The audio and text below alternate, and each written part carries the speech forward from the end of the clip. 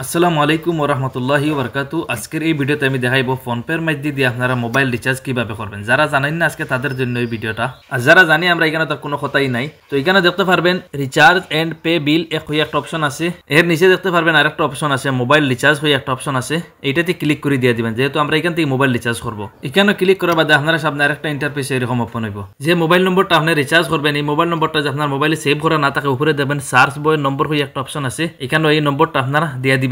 আর যদি আপনার মোবাইলে যে নম্বরটা সেভ করা থাকে নিচে দেখতে পাবেন অল কন্ট্যাক্ট কই একটা অপশন আছে, এখানে যে একটু স্ক্রল ডাউন করে নিচে যাই না আপনারা সব নম্বর আপনার মোবাইলে এখানে পাইয়া যাইবেন। এখানে যে নম্বর দোকানে লাগুন হয়তো আপনার একটু সময় লাগতে পারে। উপরে দেখতে পারবেন সার্চ বয় নম্বর হয়ে একটা অপশন আছে, এখানে আপনি যে নাম দিয়ে সেভ করলেন এই নামটা এখান থেকে সার্চ করে নেবেন। যেহেতু আমি এখান থেকে আমার মার সিমটা রিচার্জ করবো, আমি এখানে মা লিখে দিছি। দেখতে পাচ্ছেন আমার নম্বরটা আইসি, এখান থেকে আমি নম্বরটা সিলেক্ট করে নিছি। সিলেক্ট করার পর দেখতে পাবেন এখানে এয়ারটেলের লোগো হবে, যে সিম আপনারা রিচার্জ করবেন এখানে কোম্পানির লোগোটা এখানে আইব, লোগো আপনারা দেখে নিয়ে নেবেন। এখানে সম্পূর্ণ রিচার্জের প্ল্যানগুলো শো হইবে দেখতে পারবেন এখান থেকে, কয় জিবি ডেট কতদিন করে প্যাকেজ এখানে পুরো দেখতে পারবেন। তো আপনারা পছন্দ অনুযায়ী এখান থেকে সিলেক্ট করে নিয়ে নেবেন। তো যে প্যাকেজটা আপনারা এখানে রিচার্জ করতে চাইবেন এখানে সাইটে যাবে ডিটেলস হয়ে একটা অপশন আছে, এখানে ক্লিক করে আপনারা পুরো ডিটেলস চেক করিয়া এরপরে রিচার্জ করবেন এখান থেকে।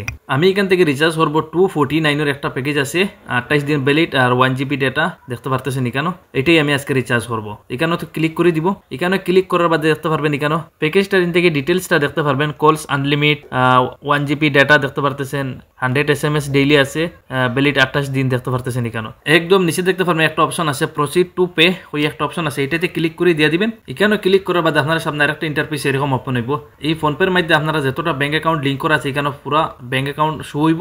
যে ব্যাংকের থেকে আপনারা পয়সাটা পে করতে চান এখান থেকে ব্যাংকটা সিলেক্ট করে নেবেন। সিলেক্ট করার বাদে নিচে দেখবেন পে ওই একটা অপশন আছে, এটাতে ক্লিক করে দিয়ে দিবেন। পরবর্তীতে আপনারা এখান থেকে ইউপিআই নম্বরটা দিয়ে দিবেন। ইউপিআই নম্বর দেওয়ার বাদে একটু প্রসেসিং নেবে, একটু ওয়েট করবেন। তো দেখতে পাচ্ছেন এখান থেকে আমার পেমেন্ট সাকসেসফুল হয়ে গেছে। এখানে আপনারা দেখতে পারবেন 252 টাকা তারা আমার এখান থেকে খাটিয়ে নিছে। তো আপনারা বলতে পারেন ভাই আপনি দেখাইলেন এখানে 249 টাকার রিচার্জ আসলো, তো এখানে 52 টাকা 3 টাকা বেশি কিরকম খাটলো। তো ফোনপে থেকে যে আপনারা রিচার্জ করেন এখানে প্ল্যাটফর্ম ফিস দিতে হয় 3 টাকা।